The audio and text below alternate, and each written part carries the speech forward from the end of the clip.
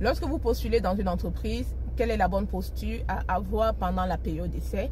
Parce que je vois pas mal de vidéos sur les réseaux qui demandent aux salariés en gros de faire semblant pendant la période d'essai, de ne pas trop parler, de ne pas parler de leur vie privée, de faire attention à ce qu'ils disent, etc. Et de lever le voile après la période d'essai. Pour moi, j'ai dit, ça dépend. Hein. Voilà, par rapport à ça, j'ai dit, ça dépend. Ça dépend de ce que vous, en tant que salarié, vous recherchez dans le travail. Est-ce que vous voulez juste travailler à tout prix, travailler pour travailler? Ou alors, est-ce que vous recherchez l'épanouissement dans le travail? Parce que si vous recherchez l'épanouissement dans le travail, je vous dirais de ne pas faire semblant pendant la période d'essai. Voilà, c'est important de rester vous-même, de rester authentique.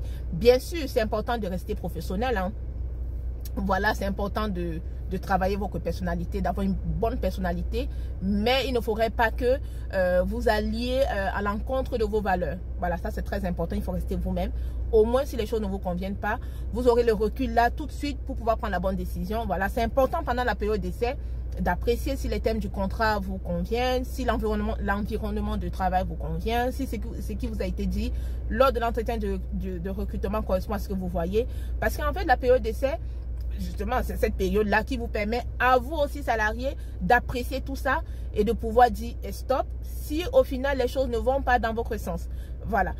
Ou si les choses ne vont pas dans le sens de ce qui vous a été présenté. Parce que si vous faites semblant et après la période d'essai, vous allez lever le masque, la réalité va quand même vous rattraper. Si l'environnement de travail est toxique, il le sera quand même. S'il y a des choses qui ne vous conviennent pas, donc il faut oser dire les choses. Il faut rester authentique, bien sûr. Hein. Toujours oser dire les choses avec bienveillance et surtout avec assertivité. C'est pourquoi j'ai fait une vidéo où je vous ai dit, lors de la période d'essai, rien ne vous empêche de continuer à postuler. Voilà, si vous êtes un salarié compétent, il y a toujours le travail. Hein. Des fois, on reste là dans un emploi toxique. On se dit, ouais, on ne peut pas. Le travail, il y en a. Voilà, il faut juste oser, il faut prendre confiance en vous, tout simplement. Et aussi, j'ai envie de rajouter que pendant la période d'essai, lorsque vous mettez fin en tant que salarié pendant la période d'essai, le délai de prévenance, il est plus court. Voilà, il est de maximum 48 heures. Parce qu'on suppose que si toi, salarié, tu mets fin à ta période d'essai, c'est parce que soit tu as trouvé autre chose, ou alors c'est parce que l'environnement de travail est toxique. Voilà, tu as besoin de partir. Voilà, au moins ça te laisse voilà, au moins tu peux partir rapidement.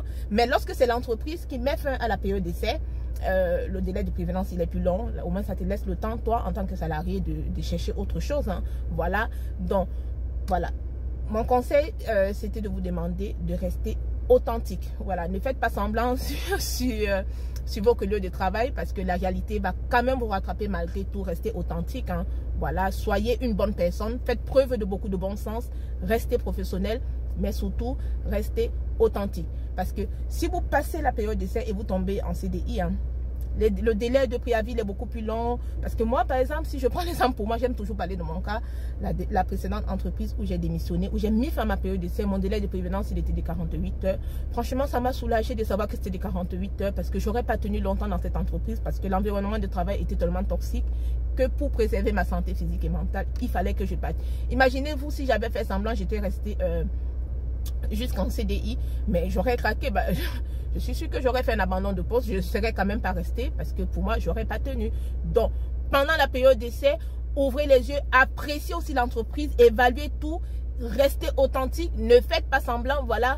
Et si les choses ne vous conviennent pas, soit vous partez parce que vous avez un plan B, parce que vous avez continué de postuler, voilà. Soit bah, vous choisissez de rester et puis vous allez finir dans un burn-out, voilà. Donc, prenez la bonne décision hein, en tant que salarié, dans votre intérêt propre, parce que comme je le dis toujours, vous ou toi tu es ton premier amour, hein, voilà, il faut savoir te privilégier, parce que l'entreprise reste mais les hommes passent, parce qu'il faut savoir que pour les entreprises on est juste des contrats de travail, donc il faut savoir se privilégier en tant que salarié lorsqu'on prend toute décision. Voilà, en espérant que mes conseils vous sont utiles, hein. N'hésitez pas à vous abonner, à partager la vidéo. Je vous dis à très bientôt, ciao.